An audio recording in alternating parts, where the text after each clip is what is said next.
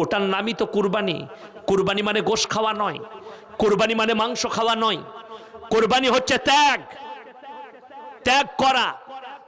লোভ, লালসা, অহংকার, আত্মগরিমা সব আল্লাহর রাস্তায় বিসমিল্লাহি আল্লাহু আকবার ত্যাগ করে দাও।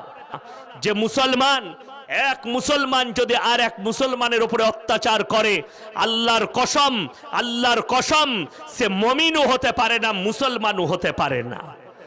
এক মুসলমান, হাদিসে আছে, এক মুমিন আর এক মুমিনের ভাই ভাই। জোরে বলুন সুবহানাল্লাহ। এক মুমিন আর এক মুমিনের ভাই ভাই।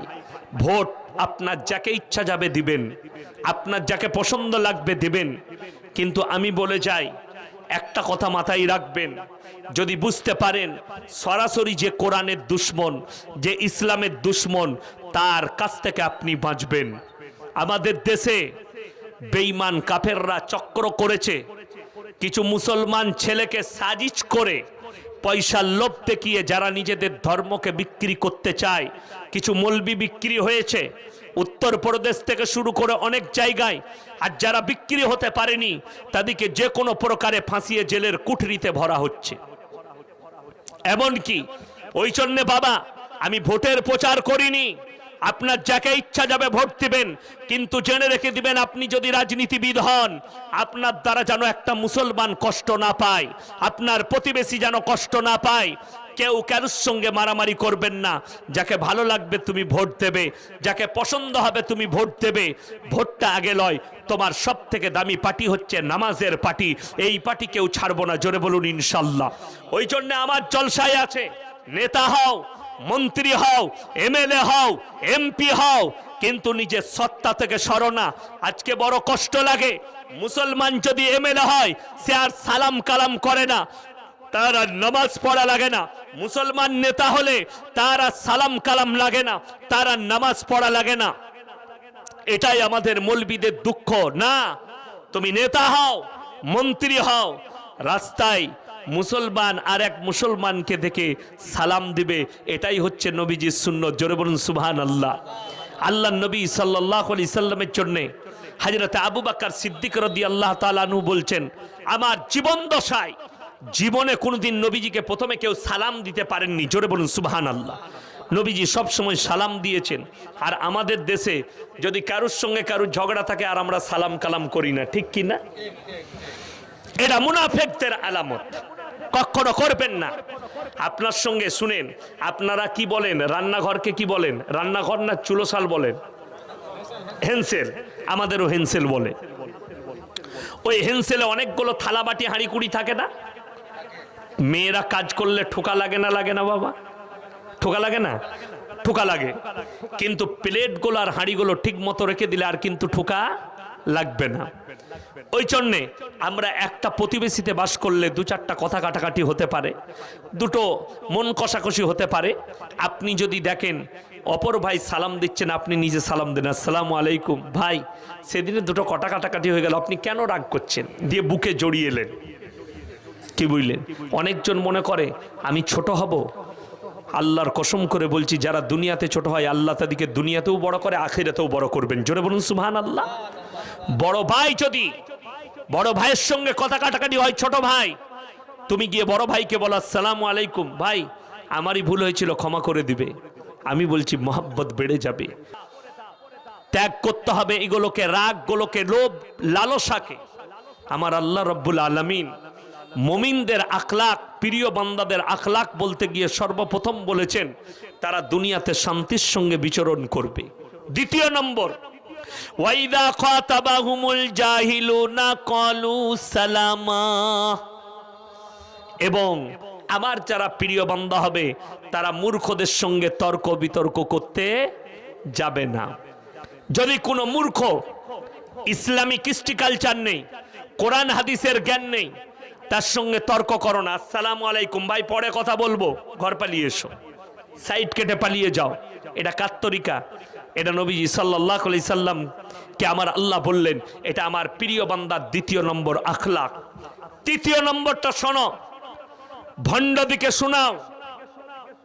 ওয়াল্লাযীনা ইয়াবিতুনা লিরাব্বিহিম সুজদাও ওয়া কিয়ামা, আমার প্রিয় বান্দাদের সবথেকে দামি আখলাক তারা রাতের অন্ধকারে রাত জেগে কেঁদে কেঁদে আমার ইবাদতের উদযাপন করে, মানে তাহাজ্জুদ গুজার। জোরে বলুন সুবহানাল্লাহ।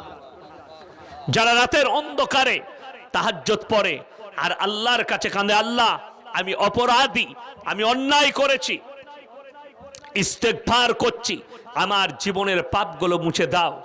কোরআনে অপর জায়গায় আছে, তাতাজাফা জুনুবুহুম আনিল মাদাজি ইয়াদউনা রাব্বাহুম খাউফাও ওয়া তামাআ।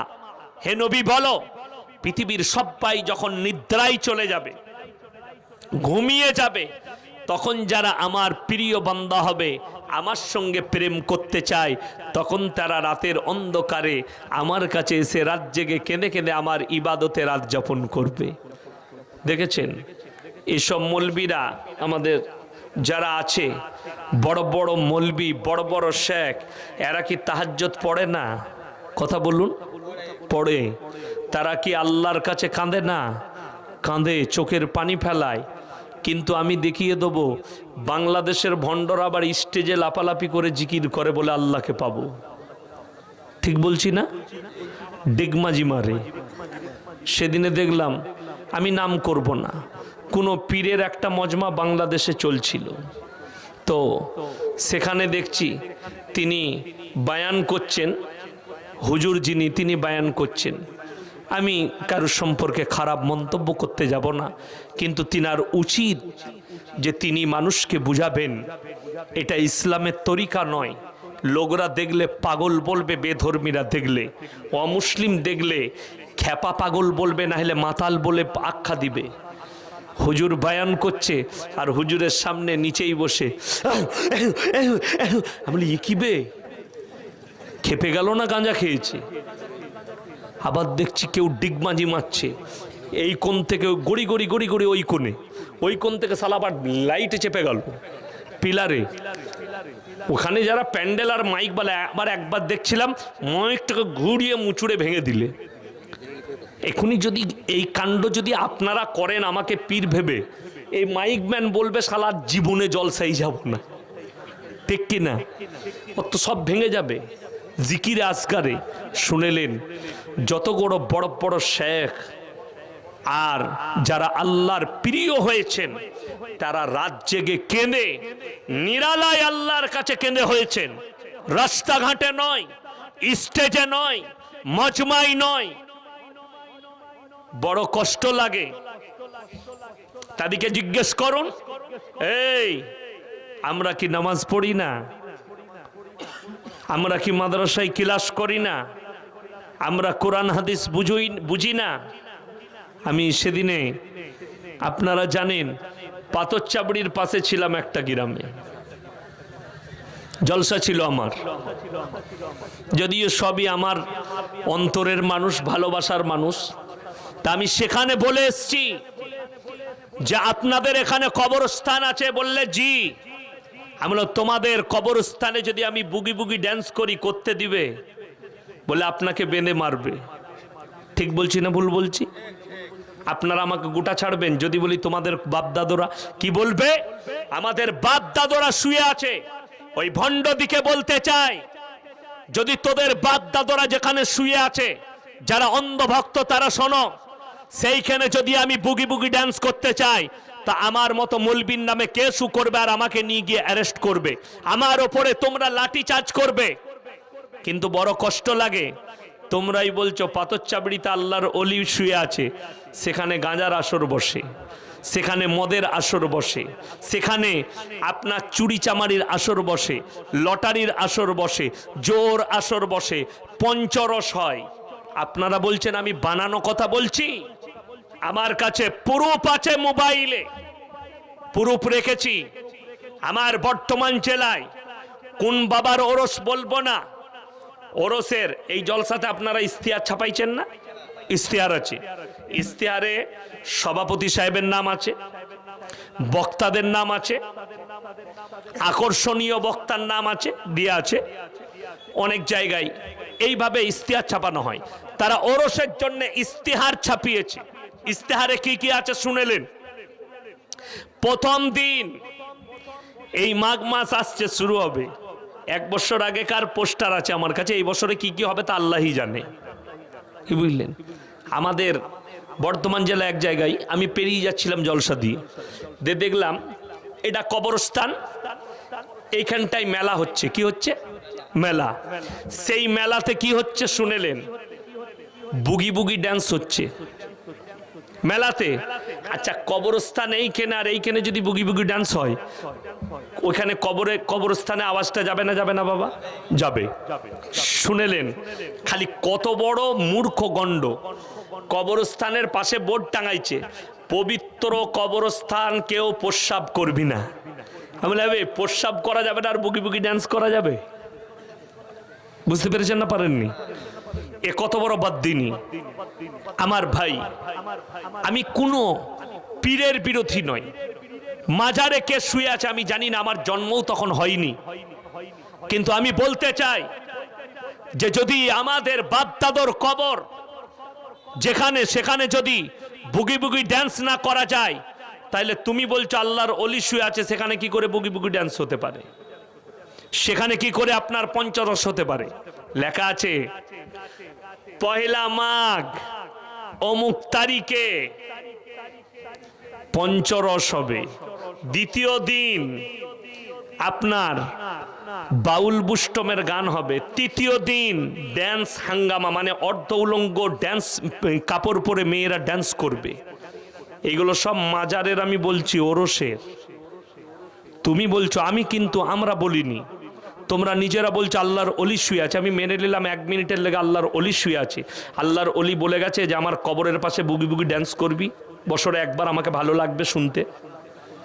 তোকে বলে গেছে যে আমার কবরের পাশে লটারির দোকান বসাবি, আমার কবরের পাশে পঞ্চরস করবি। আরে বড় কষ্ট লাগে, দুঃখ লাগে এগুলো দেখে। এদের দেখে কোন বাদ্দিনের ওপরে এরা ঢুকে আছে শুনে রেখে দেন।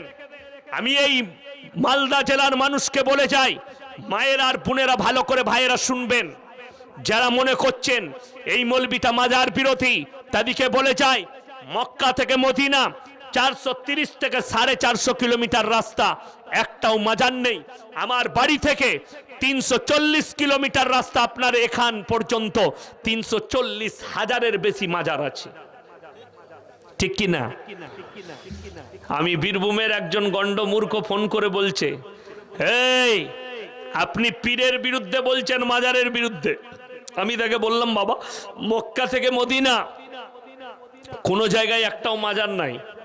সে বললে তাহলে সেখানে অলি নাই। আমি বললাম, অলি নাই কি বে?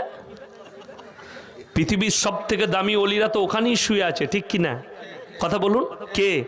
হযরতে উসমানে গনি, হযরতে উমরে ফারুক রাদিয়াল্লাহু তাআলা আনহু, হযরতে আবু বকর সিদ্দিক রাদিয়াল্লাহু তাআলা আনহু, হযরতে শোয়েবা, হযরতে লুতবা, হযরতে বেলাল হাবসি, দামি দামি ওলি সাহাবীরা শুয়ে আছে, যাদের জন্য আল্লাহ বলেছেন রাদিয়াল্লাহু আনহুম ওয়া রাজওয়ান, তারা শুয়ে আছে। আর তুমি বলছো মক্কা মদিনায় অলি নাই? ভারতের যতগুলো অলি আছে, আমি কেউ কি ছোট করে বলছি না, আমার নবীর একজন সাহাবীর পায়ের ধুলোর যোগ্য কোনো অলি হতে পারবে না, ঠিক কি না?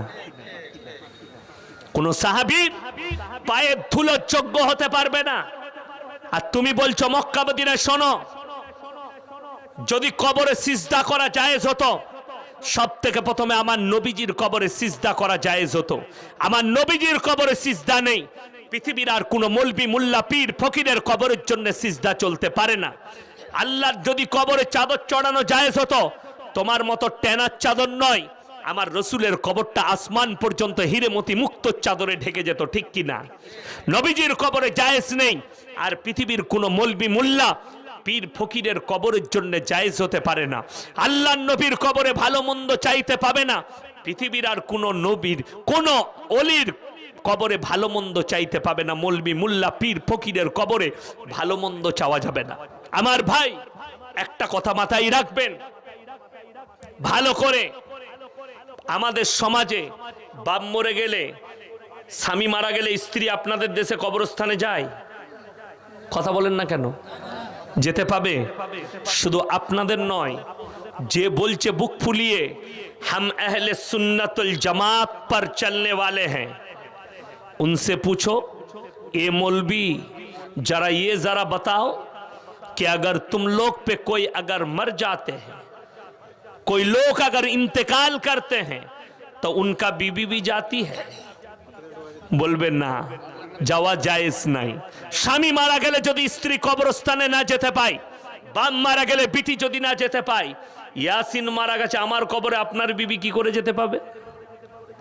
কথাটা বুঝতে পেরেছেন না পারেননি? যদি স্বামীর কবরে যাওয়া স্ত্রীর জন্য হারাম হয়, পীরের কবরে যাওয়া কি করে জায়েজ হতে পারে? স্বামীর হক বেশি না পীরের হক বেশি? স্বামীর হক বেশি। তা না হলে বল আমার বইয়ের ওপরে পীরের হক বেশি, তাহলে আমি কালকেই পীর সাজব। কালকে শুনতে পাবেন ইউটিউবে ছাড়লেই গালি দিবে শালা হারামখোর, কিন্তু আমি হক কথা বলছি। ওই জন্যই তো আমাদের দেশের এত ভণ্ড পীর সেজেছে, কি বুঝলেন? আমি নাম করব না। বীরভূম জেলায় এক মাল জীবনে মাদ্রাসার মুখ দেখেনি, কোরআন শরীফটার একটা আয়াত পড়তে পারবে না, সূরা ফাতিহাটা পর্যন্ত হারামখোর জানে না। রাতের বেলায় গাঁজা খায়, সকালবেলায় উঠে লোককে তাবিজ দেয়, মেয়েরা তার পা টিপে, সে দেখেছে সালা ভারী মজা। আমাদের দেশে দেখেছিলেন একজন জেলে ছিল, এখন প্যারেডে ছাড় পেয়েছে, তার নাম হচ্ছে বাবা রাম রহিম। নাম শুনেননি? রাম রহিম জেলে গিয়েছিল, কয়েকশো মেয়েকে ধর্ষণ করেছে। কি করে? যখনই তার কাছে এই আমাদের সভাপতি সাহেব আছেন, কেউ যদি লাস্টে এসে সভাপতি সাহেবকে আমাকে হাত ধরে বলেন, মোল্লা সাহেব আমার মেয়ের জন্য দোয়া করবেন, আমি কি বলবো? আল্লাহ তোমার মেয়ের মঙ্গল করুক, ঠিক কি না? আল্লাহ তোমার মেয়েকে সুখী করুক, এই দোয়া দেবো। আশীর্বাদ, এটা কি হিন্দু ভাইরা আশীর্বাদ বলে, বলে না? বলে না? तो तारा किए बोलचे बाबा जरा हमारा लड़की को थोड़ा आशीर्वाद दे दीजिए। बोलचे हमारे गुफा में भेजो। माने गुफा माने तार गुहार भेतरे, घरेर भेतरे। হ্যাঁ বে, ঘরের ভেতর কি আশীর্বাদ বে? ওই আশীর্বাদ তো জীবনে শুনিনি। আমাদের দেশের কিছু ভণ্ড মাল আছে, তোমাদের মা বোন